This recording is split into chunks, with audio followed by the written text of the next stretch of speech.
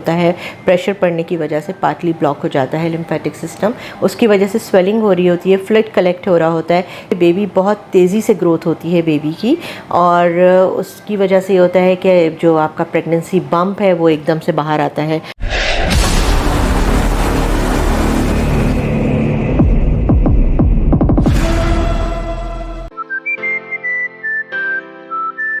अस्सलाम वालेकुम and welcome to our channel painless TV. मैं हूं शरीफा यास्मीन और मेरे साथ यहाँ पर डॉक्टर हिना मौजूद है। जी, आज जो हमारा प्रोग्राम है, क्योंकि हमने फर्स्ट ट्राइमेस्टर की बात की, सेकंड ट्राइमेस्टर की बात की, अब जो है वो हम थर्ड ट्राइमेस्टर की आज के शो में बात करेंगे। वो बातें क्या होंगी, पहले हम डॉक्टर हिना से मिलते हैं। अस्सलाम वालेकुम। वालेकुम अस्सलाम। अच्छा, जहाँ पे सेकंड ट्राइमेस्टर की बात की, आपने बताया कि उसकी इम्पोर्टेंस क्या होती है।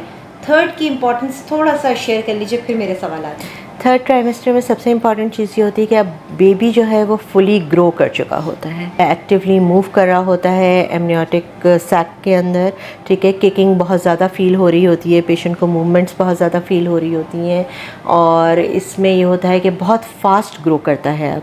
अब इस स्टेज पे बेबी बहुत तेज़ी से ग्रोथ होती है बेबी की, और उसकी वजह से ये होता है कि जो आपका प्रेगनेंसी बम्प है वो एकदम से बाहर आता है, बहुत ज़्यादा तेज़ी से साइज़ उसका भी बड़ा होना शुरू हो जाता है।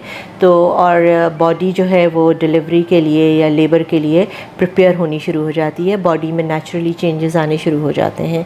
तो ये एक अल्लाह ताला का सिस्टम है, इट्स लाइक अ मिरेकल कि body automatically, body knows now it has to deliver, और वो खुद डिलीवरी के लिए तैयार होना शुरू हो जाती है। You don't have to move a finger for that, वो खुद ऑटोमेटिकली अल्लाह ताला बॉडी को तैयार करना शुरू कर देते हैं लेबर की तरफ जाने के लिए, या लेबर का जो भी प्रोसेस है उससे गुजरने के लिए। तो बॉडी में बहुत ज़्यादा फ्रीक्वेंट चेंजेस आने शुरू हो जाते हैं, जिनमें सबसे ज़्यादा जो मोस्ट इम्पॉर्टेंट चीज़ होती है वो होता है एब्डोमिनल डिस्कम्फर्ट। ज़ाहिर है, जब साइज़ बड़ा होता है, बम्प बड़ा होता है, तो उसमें सबसे पहले जो है वो एब्डोमेन में डिस्कम्फर्ट शुरू होता है।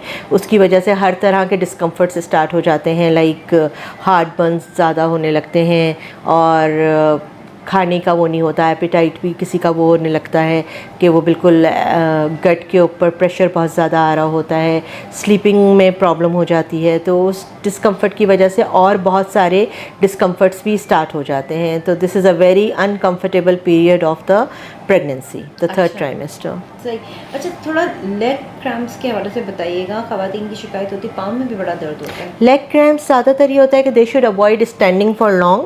अगर वो उनको खड़े होने का ज़्यादा काम है तो उनको बीच में थोड़ा सा ब्रेक्स ले लेने चाहिए, थोड़ी देर बैठ जाना चाहिए, कंटिन्यूसली नहीं खड़े रहना चाहिए। उससे उनकी स्वेलिंग भी बहुत ज़्यादा इंक्रीज़ होगी, क्योंकि ऑब्वियसली प्रेशर पड़ रहा है एक इतने बड़े यूट्रस का, और अब baby is almost fully formed, और वो इतना ग्रो कर रहा है साइज़ में, तो उसका प्रेशर भी पड़ रहा होता है पेल्विस पे, और उसकी वजह से वो लिम्फेटिक फ़्लो भी आपका वो हो रहा होता है, ब्लॉक हो रहा होता है। उसकी वजह से लेग्स में स्वेलिंग हो रही होती है, और पाँव में स्वेलिंग होती है, पेन्स होते हैं, क्रैम्प्स पड़ते हैं। तो उसकी वजह से, और दूसरा, अगर वो कंफर्टेबल फील करें, मतलब कि अगर इतना वार्म नहीं है सीज़न, तो वो स्टॉकिंग्स पहन सकती हैं।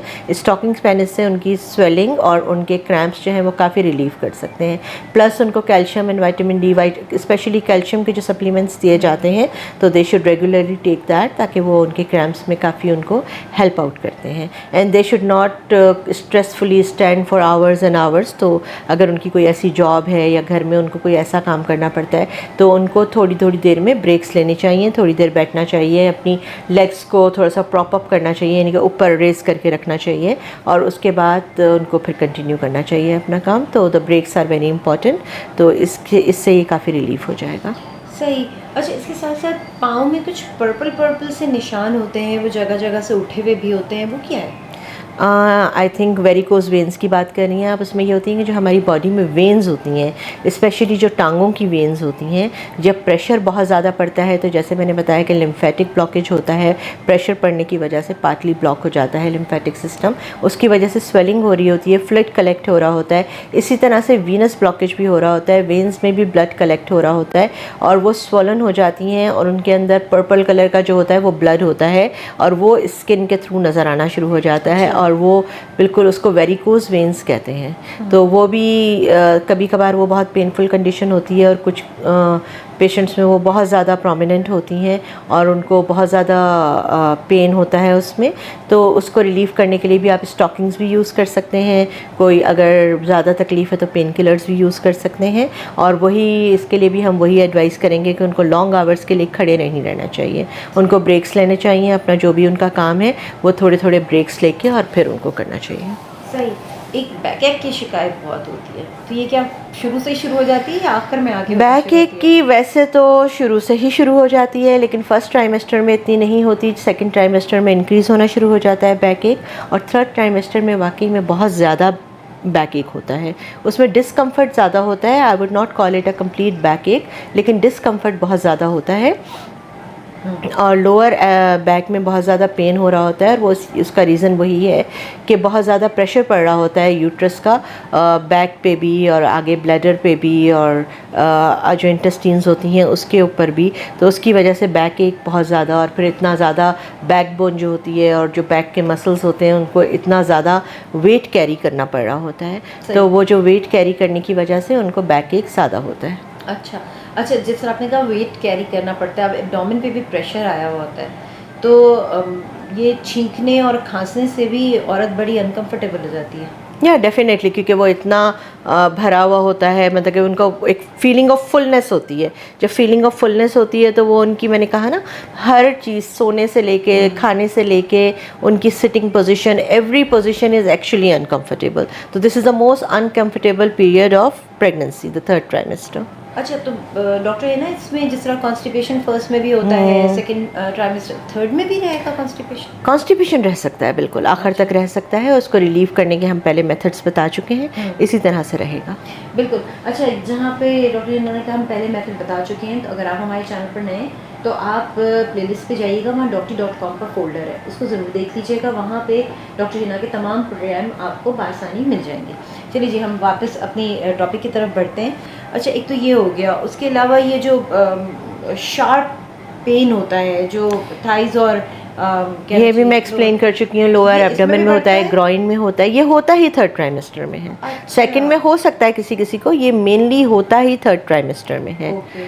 तो this is some completely normal, तो इसके लिए इतना परेशान होने की ज़रूरत नहीं है। अब थर्ड ट्राइमेस्टर में कितना फ्रिक्वेंटली डॉक्टर के पास जाना होता है? थर्ड ट्राइमेस्टर में भी 28 वीक्स ऑनवर्ड्स जो है वो जाना पड़ता है। वंस इन फोर्टनाइट, यानी कि 2 हफ्ते के बाद एक बार जाना पड़ता है, और उसके बाद 36 वीक्स ऑनवर्ड आपको वीकली जाना पड़ता है। अच्छा, तो ये होता है। तो आप लोग इस स्टेज पे कुछ और मेडिसिन भी ऐड करते हैं? मेडिसिन तो हम नहीं ऐड करते, जो मेडिसिन उनकी चल रही होती हैं, अगर उनकी डोज एडजस्टमेंट की ज़रूरत होती है तो वो करते हैं, और जो भी उनके विटामिन्स और फूड सप्लीमेंट्स जो भी चल रहे होते हैं वो कंटिन्यू करवाते हैं उनको। और अगर कहीं कोई एनीमिया या कोई इस तरह का इशू ज़्यादा डेवलप होता है तो फिर हम आयरन की क्वांटिटी, मतलब कि जो भी डोजेज वगैरह है वो एडजस्ट कर देते हैं।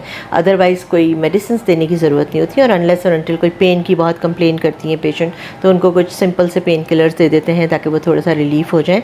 अदरवाइज़ और कुछ भी पेन मेडिसिन ऐड नहीं करते हैं।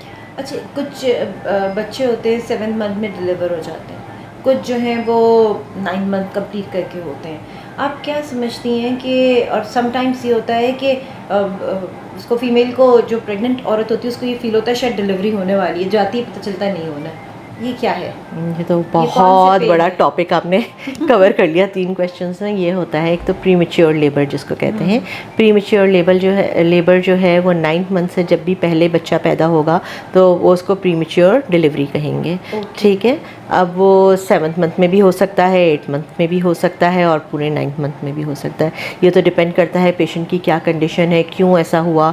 और अगर डिलीवर हो पेशेंट चली जाती है लेबर में, then you have to get it delivered. कोई और ऑप्शन नहीं है आपके पास कि अगर लेबर पेन्स स्टार्ट हो, आप रोक नहीं सकते उसको। और जो लेबर पेन्स की आपने बात की, तो फॉल्स लेबर पेन्स होते हैं, ब्रैक्सटन हिक्स कॉन्ट्रैक्शंस कहते हैं।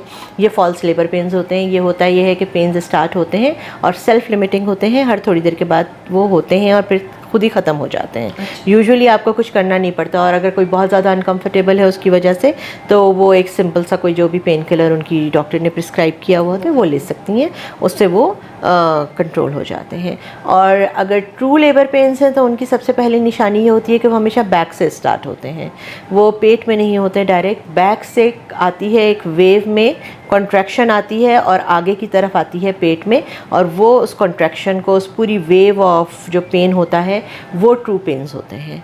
और ट्रू पेन्स जब स्टार्ट हो जाते हैं तो वो कभी भी कम नहीं होते खुद से, ना किसी मेडिसिन से कम होते हैं, वो सिर्फ बढ़ते हैं टाइम के साथ। और अगर इस तरह के पेन्स हो रहे हैं और वो सिर्फ बढ़ रहे हैं और कम नहीं हो रहे, then that's a red flag. फिर उसके बाद फ़ौरन उनको हॉस्पिटल रश करना चाहिए इन इमरजेंसी। सही। Doctor Hina, thank you so much, आप मेरे साथ मौजूद रहीं। लेकिन ये हमारा पार्ट 1 है, इसका पार्ट 2 जो है उसमें हम मज़ीद थर्ड ट्राइमेस्टर में और क्या मुश्किलात हो सकती हैं उसके हवाले से हम बात करेंगे। यहाँ पर व्लॉग एंड हो रहे हैं, तो शिगुफ्ता यास्मीन यानी कि SY और डॉक्टर हिना को दीजिए इजाज़त। हम फिर मिलेंगे एक नए व्लॉग के साथ। खुदा हाफ़िज़।